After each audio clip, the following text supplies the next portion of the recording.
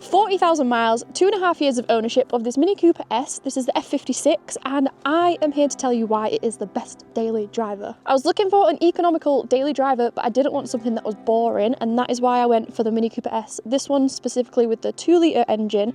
This has just over 190 brake horsepower, so it is really, really fun, but it's still averaging about 40 miles per gallon, and that's like an average mixed bag of driving. I went for the 6-speed manual. The automatics are a little bit pricier, and initially I'd only driven the manuals around the forecourt at work, and I didn't like them, but once I took this for an actual road test, I'm so glad that I went for the manual, because it is really fun. The road tax for this is £190, and the insurance for the year is £240 for me. That might just be because I'm older, I don't know, but I thought that was pretty reasonable. So as a daily car, I think value for money, this has been really, really good. I don't know if you can tell from the footage, but it is quite a stiff ride. It is a little bit bumpy, but it handles well.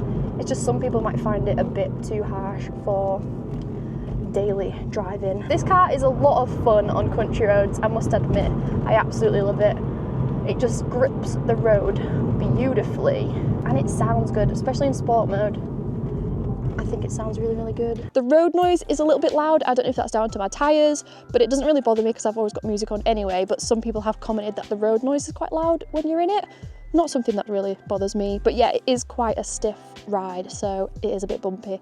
I've got used to it and it handles great, so I don't mind the payoff of that, but some people might think it's a little bit too stiff. The only modification I've done to this car is the exhaust, and all I did was swap it out for a stock JCW exhaust. I got one off Marketplace for I think about £100, and it literally took 10 minutes to install this, and it's made such a difference. It just sounds a little bit nicer, and there's a few more extra cheeky pops when you're in sport mode.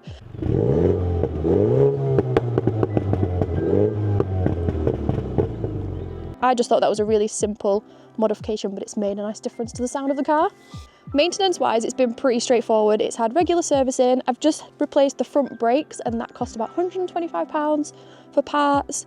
With the tyres, I went for the Hankook, I think they're the Evo S1s, just because that was what was already on the car, and I feel like they're a great tyre for this car, so I just stuck with what I knew. I did have one issue with this pretty short into my ownership, and that was a wiring loom issue. So basically I got an error message on the dash saying headlight aim failure or something like that, which is one of the first signs of this issue. But basically the washer fluid leaks onto the wiring loom, and glue from the tape does something to the wires. Anyway, they'd all bubbled up and it needed a full wiring loom replacement, which was a massive job. It was dash out, seats out, everything. Would have been a really expensive job, but luckily they did fix that under warranty for me. And there's one other issue and common thing to look out for. It can be avoided with a bit of PPF, but the rubber starts to rub the paint away on the door shut there. Annoyingly, I knew about this and I didn't do anything about it, so I'll have to repaint that, but you can get a PPF little section to cover that and stop it happening. I think this rubber just goes a bit hard and like rubs the paint away, so that is one thing to look out for when you're looking at these.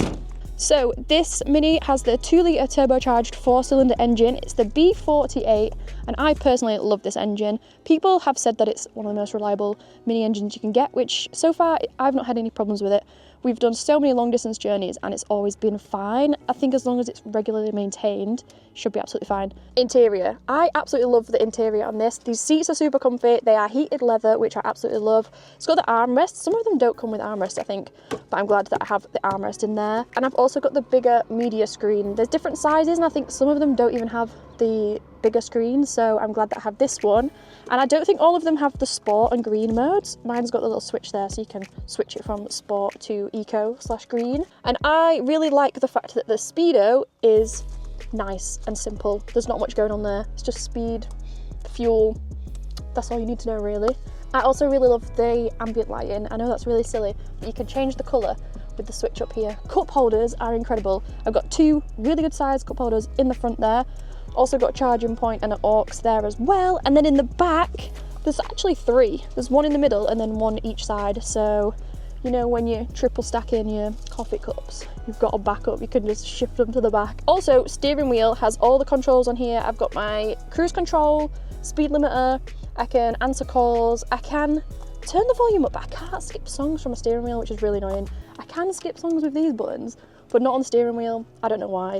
Rear seat space, I mean, it's not great. It is a Mini, it's a 3-door. There's not much room in there, but for short journeys, it's fine. I don't often have passengers. Usually I have the back seats down if I need to fit bigger things in the boot. It has got ISOFIX for the child seat, But yeah, there's not a great amount of room, but I don't think it's too bad to say the size of the car, really.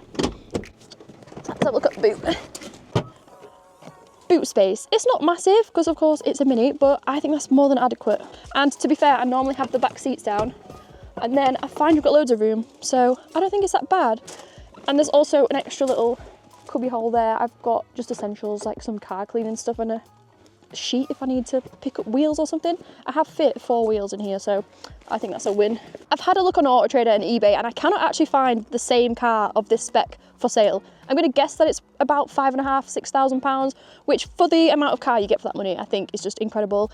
So yeah, I'm unsure whether to sell it because it's been so good to me. We're approaching 100,000 miles now, so she has had a long life, but she's done well. She's never let me down, so I feel like I should keep her. If you're looking for an affordable, reliable daily, I feel like these are the perfect cars. They are dropping in price now, so I feel like now is a good time to buy one. I would just say go for a nice spec, make sure it's got all the little features that you want on it, and I think you'll be more than happy. Let me know what you guys think in the comments, and thank you for watching, and please subscribe.